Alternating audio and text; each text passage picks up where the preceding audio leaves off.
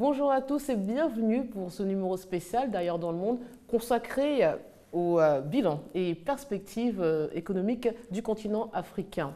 Pour en parler, je suis en compagnie de M. Zézé Stanislas, PDG de Bloomfield. Bonjour et bienvenue. Bonjour. Ces dernières années, les perspectives économiques en Afrique s'amélioraient. Quelles étaient finalement les prévisions pour l'année 2020 et 2021 avant l'avènement du coronavirus ? Écoutez, je crois que le continent africain était bien parti en termes de croissance. D'ailleurs, les taux de croissance en Afrique étaient les plus élevés au monde.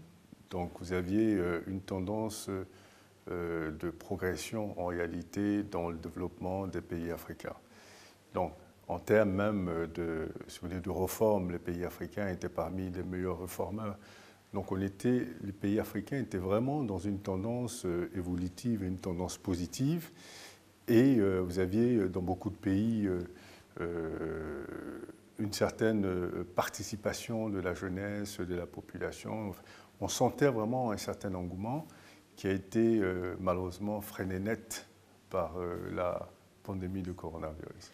Alors, est-ce qu'on risque la décroissance cette année à cause de la Covid-19, notamment en Afrique de l'Ouest et centrale ? C'est déjà le cas. C'est déjà le cas. Les prévisions des croissances cette année sont un peu alarmantes. Je veux dire, vous prenez en Afrique de l'Ouest un pays comme la Côte d'Ivoire qui faisait en moyenne 8%, aujourd'hui estimé à 1,8% et ça va certainement continuer à baisser. Et je crois qu'on se rend bien compte que l'impact économique est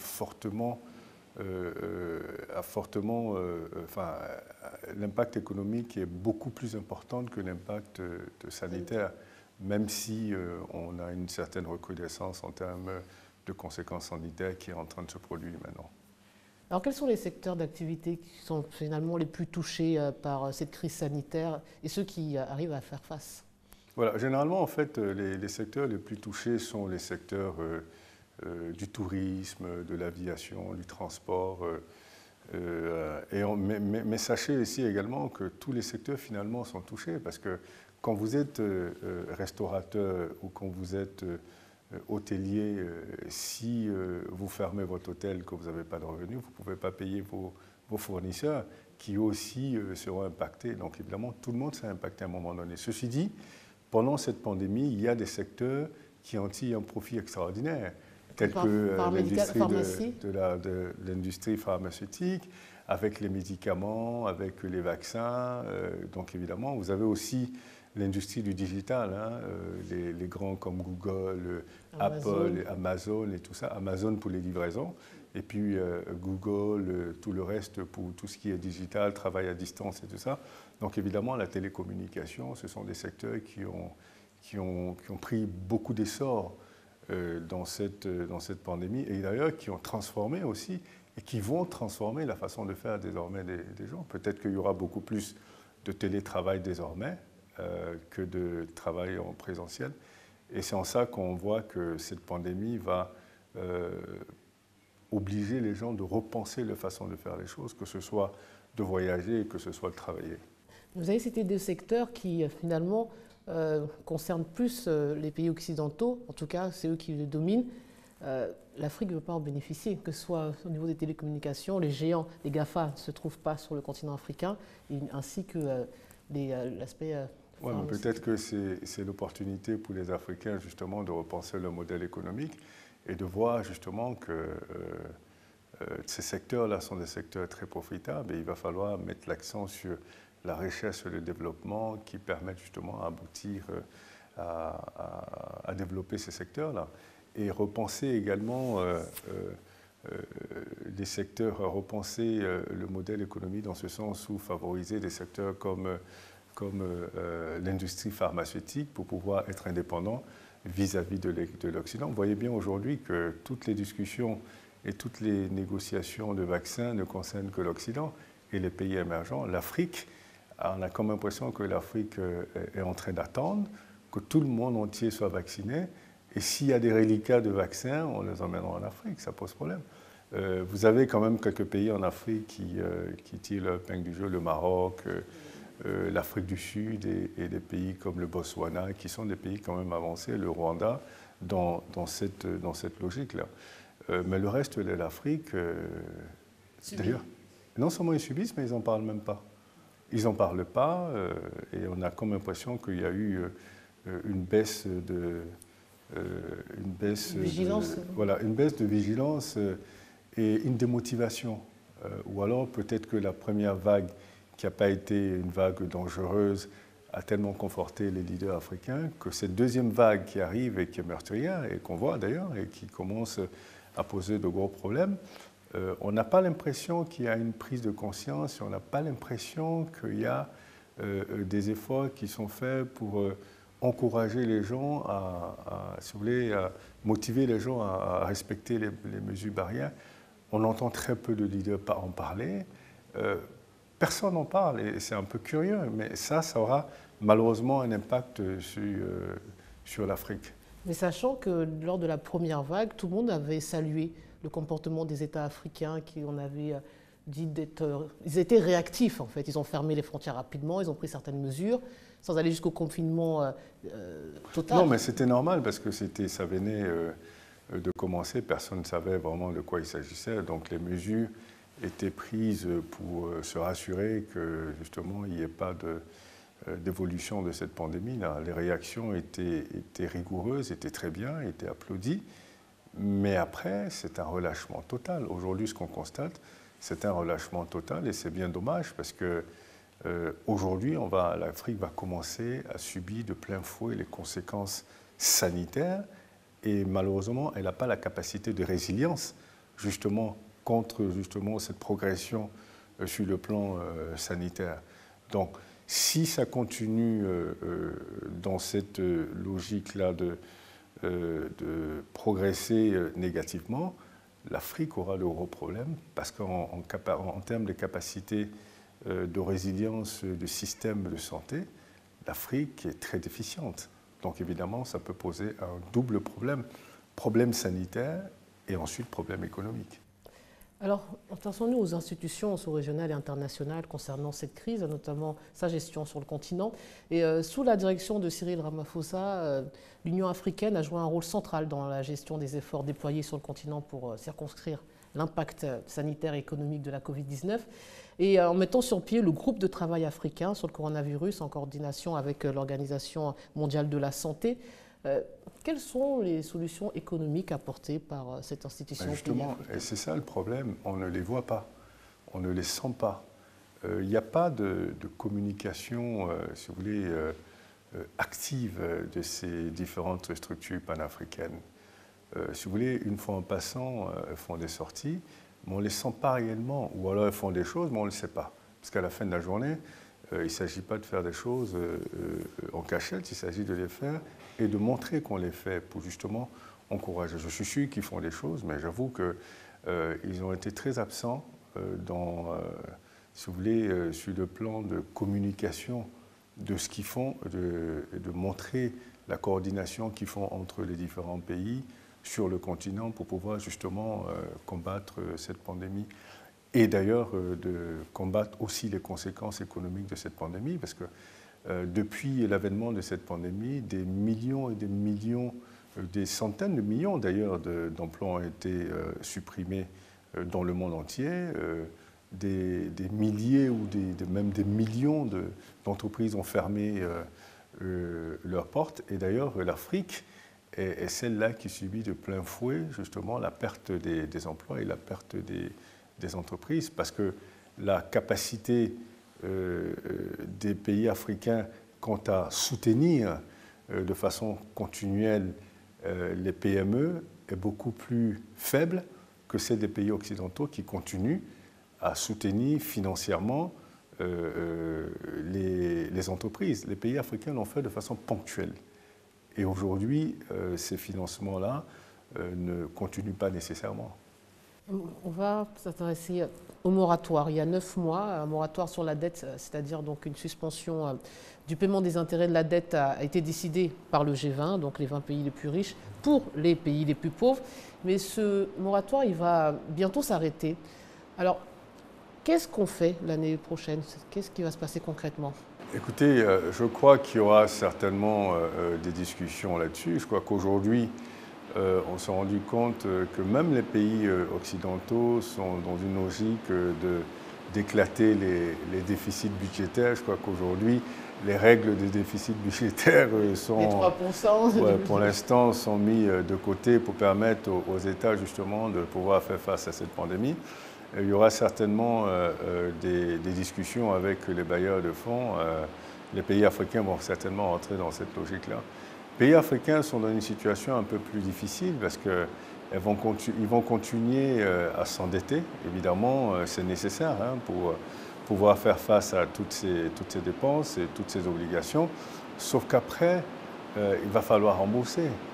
Et c'est à ce moment-là que ça posera de gros problèmes parce que déjà, beaucoup de pays africains ont des services de la dette qui sont très élevés et qui en réalité représentent un pourcentage très élevé vis-à-vis de leurs ressources, de leurs revenus. Donc évidemment, plus de dettes va engendrer un service de la dette beaucoup plus élevé. Donc évidemment, les conséquences seront catastrophiques.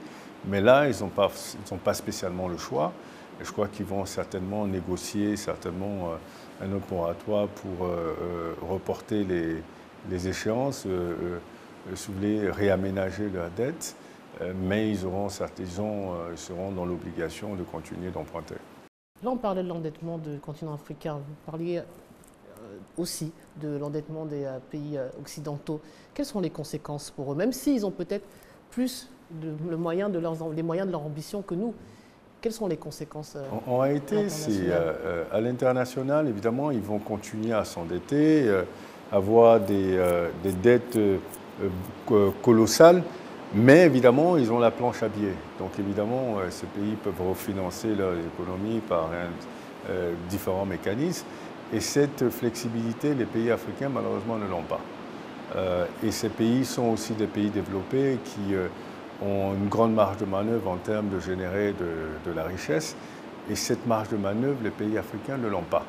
Donc évidemment, à la fin de la journée, les pays africains seront ceux-là qui devront subir de plein fouet les conséquences de cette pandémie-là. Pour faire face à cette terrible crise sanitaire et économique, la Banque mondiale va déployer jusqu'à 160 milliards de dollars dans l'année, dont 50 milliards juste pour les pays revenus faibles, dont la plupart se trouvent en Afrique subsaharienne. Cela semble, en tout cas, n'est-ce pas insignifiant comparé aux 3 000 milliards de dollars que demande le secrétaire général des Nations Unies, Antonio Guterres, pour les pays pauvres? Oui, mais en même temps, après, il faut que la Banque mondiale ait les moyens de donner plus aux pays africains. Je crois que tout ça, parce que la Banque mondiale ne fabrique pas l'argent, la Banque mondiale reçoit l'argent des pays membres, et ces pays membres sont en difficulté. Donc on va présumer que la Banque mondiale est aussi limitée dans ses capacités à aider les pays africains. Mais tout ça me ramène à dire qu'il faut que les pays africains sortent de ce paradigme-là, d'attendre toujours que quelqu'un les aide, d'attendre toujours que ce soit d'autres gens qui trouvent des solutions pour eux. Il faut qu'ils rentrent dans une logique de eux-mêmes chercher des solutions pour eux-mêmes. Et comment ils s'organisent pour trouver des solutions à leurs propres problèmes. Mais là, dans un cas d'urgence, en tout cas peut-être que c'est moins urgent qu'au début de la crise, ouais. Mais quelle solution? Non, mais c'est ce que je disais. Je crois qu'on en a parlé l'année dernière, où je disais il faut avoir deux types de réflexions.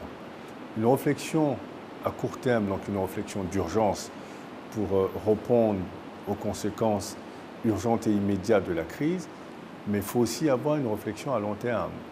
Et cette réflexion à long terme va aboutir à des réformes, va aboutir à des changements d'approche, changements profonds dans l'approche de développement économique. Donc évidemment, ça ne va pas se faire en 2-3 mois, c'est sûr du moyen du long terme, mais il faut commencer maintenant.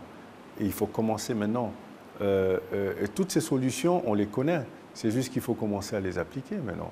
On sait que sur le plan économique, il va falloir commencer à transformer les économies, transformer les matières premières en produits finis. Il va falloir diversifier les économies. Quand on a des pays qui ont une seule, des économies de rente, des économies pétrolières, qui, dès qu'il y a une crise dans le secteur, sont complètement aux abois. Et tout ça, on le sait, tout ça, les leaders africains le savent, mais il va falloir commencer à mettre tout ça en application. Mais pourquoi c'est un manque de volonté politique? Pourquoi ils ne mettent pas en place? Non, c'est non seulement un manque, c'est un grand manque de volonté politique. Et puis des fois, c'est un manque, enfin, il faut le dire, hein, c'est un manque de vision et aussi, notamment après, il y a aussi la compétence de certains. Mais justement, donc à vous écouter, il faudrait finalement apporter des solutions conjoncturelles pour régler cette crise et structurelles au niveau de nos États. Et c'est comme ça que ça se passe et c'est comme ça que ça devrait se passer. Et ça, on a alerté un certain nombre de pays sur ces problématiques. Mais il y a un gros travail de changement de mentalité qui doit s'opérer en Afrique. Sorti de cette logique de court terme, de cette logique de saupoudrage, de juste montrer des choses qui se font. Parce que quand vous travaillez sur des réformes structurelles, ça prend du temps. La mise en application et le résultat de cette mise en application, ça prend du temps. Sauf que beaucoup de leaders sont dans une logique court-termiste et ils veulent qu'on voit de façon rapide ce qu'ils font. Oui. Donc évidemment, ils ne sont pas dans une logique de créer les fondamentaux pour que quelqu'un d'autre profite de ça. Et c'est ça qui doit changer. Mais restons sur cet état d'esprit, justement, comment dépasser cette crise. L'Afrique subsaharienne a de nombreux atouts, hein, on l'a dit, et des difficultés chroniques. Avec un marché d'1,2 milliard d'individus et la plus grande zone de libre-échange au monde, comment faire, même si vous avez donné déjà des pistes de réflexion, mais on va creuser, comment faire pour que le continent s'engage dans une voie de développement radicalement nouvelle qui saura exploiter l'immense potentiel des ressources humaines et naturelles? Mais justement, cette zone de libre-échange qui n'est pas encore effective, hein, je veux dire, mais cette zone de libre-échange est un début de solution extraordinaire pour l'Afrique. Mais il faut qu'elle s'étende sur d'autres sur tout finalement. C'est-à-dire qu'aujourd'hui, ce qui pourrait aider l'Afrique à aller rapidement de l'avant, vu son retard, c'est justement que l'Afrique devienne un marché unique. Commun, unique, sans barrière. C'est-à-dire quand je parle de sans barrière de visa, par exemple, c'est-à-dire que moi je devrais pouvoir me lever demain, s'il y a une opportunité, aller au Cameroun sans avoir à prendre des visas, aller en Sierra Leone, et ainsi de suite. Toutes ces barrières qui sont mises ont empêché l'Afrique d'avancer. La deuxième chose, c'est la monnaie. Okay. Il est important, quand vous faites de commerce, c'est plus facile d'utiliser la même monnaie que d'utiliser des monnaies différentes qui ne sont même pas convertibles en elles-mêmes. Donc, si vous voulez un marché commun africain et que vos monnaies doivent être, pour virer de l'argent au Ghana, on doit passer par la France ou par l'Angleterre ou par je ne sais pas où, vous vous limitez. Il va falloir réfléchir à justement avoir une monnaie commune sur ce continent pour pouvoir justement faciliter les échanges. Ils nous ont parlé de l'éco. Moi, je vous parle du continent et ça, c'est la première chose. Vous pensez qu'il faut avoir une solution globale pour tout le continent? Je pense qu'il faut avoir une solution globale. Pas régionale? Non, si vous avez une solution régionale et que vous avez l'éco dans la CEDEAO, d'ailleurs, l'éco de l'UEMOA est reporté aux calendes grecques. Si vous avez l'éco de la CEDEAO, oui, mais en dehors de la CEDEAO, enfin, pour pouvoir faire des transactions, il va falloir passer par l'euro, il va falloir passer par le dollar. À la fin de la journée, ce qui serait quelque chose de fondamental et quelque chose de concret et de profitable et de bénéfique pour l'Afrique, ce serait d'avoir une monnaie commune. Je pense que l'Union africaine avait pensé à quelque chose comme ça il y a quelques années, enfin il y a quelques décennies, mais certainement les seuls projets. Et à la fin de la journée, il faut arriver à ça. L'Afrique a trop de retard. L'Afrique a toutes les ressources naturelles. Et maintenant, il va falloir commencer si vous voulez, à transformer toutes ces ressources-là. Et je crois aussi qu'une des autres solutions qui serait intéressante, ce serait de spécialiser les régions. Il y a des régions où elles sont peut-être régions plus propices à la recherche. Donc évidemment, avoir des centres panafricains de recherche là-bas. D'autres secteurs seront d'autres régions seront des régions plus agricoles, mettre plus l'accent sur l'agriculture dans ces secteurs qui seront après ceux-là qui vont redistribuer dans l'Afrique, ainsi de suite. Spécialiser les régions et ça permettrait facilement... C'est la théorie de Ricardo, si je me souviens. Je ne sais pas si c'est Ricardo, mais que certains pays ont appliqué. Oui, mais ça me paraît dans le monde. Ça me paraît tellement évident. Il y a beaucoup de choses qui paraissent très évidentes, et je crois que c'est seulement le manque de volonté politique de les mettre en application. Tout le monde est jaloux de sa souveraineté. Oui, c'est une bonne chose, mais vu le retard de l'Afrique, il est peut-être aujourd'hui temps de penser à peut-être quelque chose de beaucoup plus panafricain que de rester dans cette logique de souveraineté nationale qui finalement ne fait avancer personne. Quand vous regardez tous les pays africains, à l'exception de 5-6, sont à des niveaux très bas de développement. Alors pour la première fois en 10 ans, les investissements ont représenté plus de la moitié de la croissance du continent, la consommation privée représentant moins d'un tiers. Qu'est-ce que cela traduit finalement de nos économies? Est-ce un signe de confiance retrouvée, puisque habituellement l'Afrique est connue pour être le mal-aimé des investisseurs, à cause de l'instabilité chronique? Je ne sais pas si c'est un signe de confiance retrouvée. Évidemment, l'Afrique, ces dernières décennies, a travaillé sur l'amélioration de sa crédibilité, mais c'est surtout qu'aujourd'hui, le privé a un surplus de fonds à investir, et les retours sur investissement dans les pays développés sont quasiment nuls. Donc évidemment, l'Afrique devient l'endroit où on peut investir son surplus de cash pour avoir un retour sur investissement intéressant. Et dans tous les cas, l'Afrique est un continent d'opportunités parce qu'il y a tout à faire. Donc évidemment, c'est une opportunité supplémentaire pour ces fonds de venir investir en Afrique. Donc c'est plutôt ceci qui explique cela. Ce n'est pas nécessairement un regain de confiance extraordinaire, parce qu'en réalité, dans cette logique de pandémie et ses conséquences, ce serait plutôt la prudence qui serait de mise. Le président de la Banque mondiale, David Malpass, a appelé à une reprise verte, résiliente et inclusive pour le continent.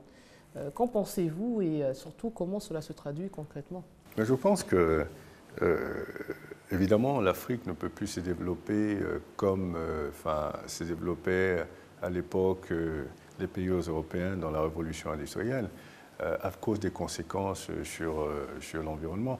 Mais aujourd'hui, c'est ce que dit, il s'agit de réfléchir, il s'agit de penser et de voir comment cette industrialisation peut se faire en prenant en considération l'impact que ça peut avoir sur l'environnement.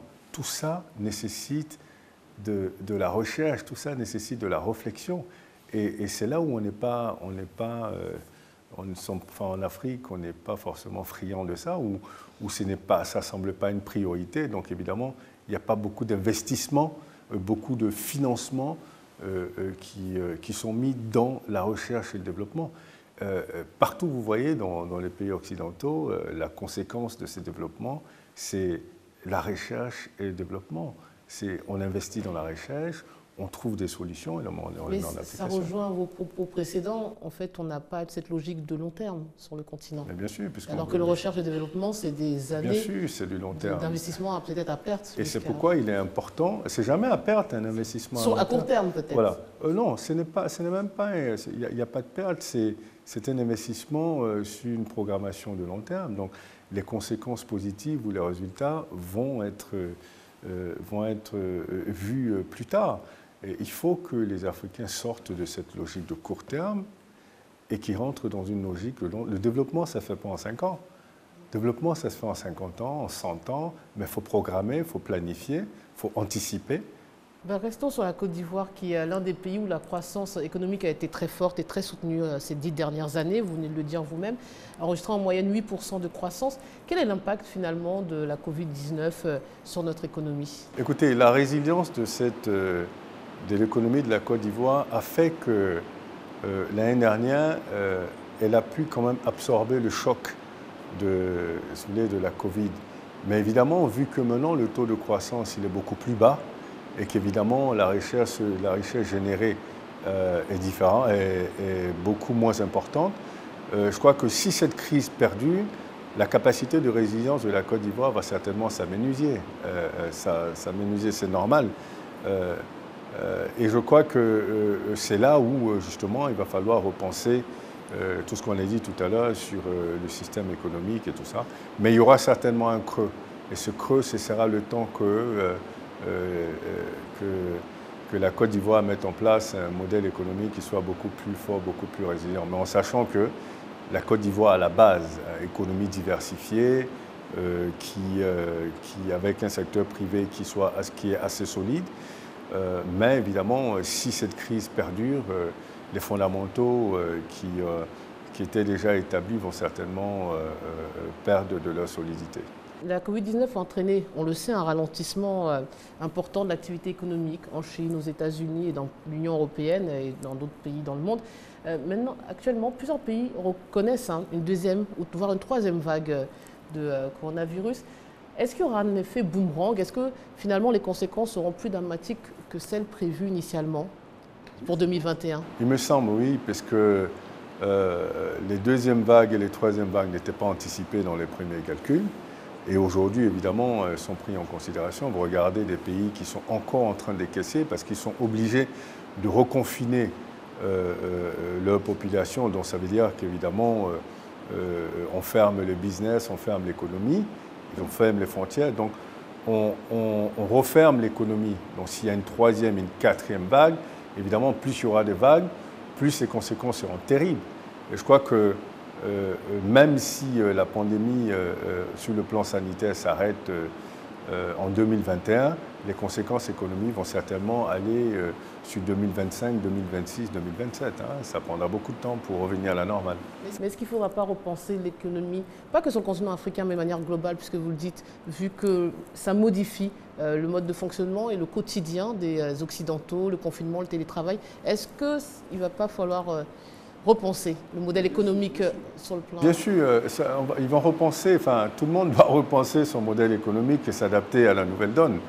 Ce qu'il faut que les Africains, eux, réfléchissent aussi à leur propre, organisent leur propre réflexion. Il ne faudrait pas qu'ils attendent que les Occidentaux réfléchissent, qu'ils mettent en place et après qu'ils viennent leur dire ce qu'il faut faire.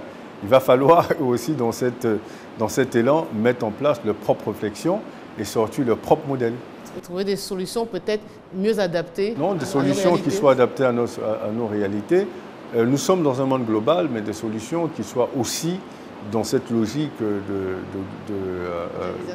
globalisation. Mais il est important quand même que les solutions soient déjà des solutions locales, régionales, continentales, pour renforcer la résilience de nos économies et aussi positionner nos économies de sorte à ce qu'elles soient des économies concurrentes. C'est la fin de cet entretien. Merci beaucoup, Monsieur Zézé Stanislas, de nous avoir reçus et d'avoir répondu à toutes nos questions. Merci. Merci. C'est la fin de cette émission. Merci de nous avoir suivis. Bonne suite des programmes sur RTI 1.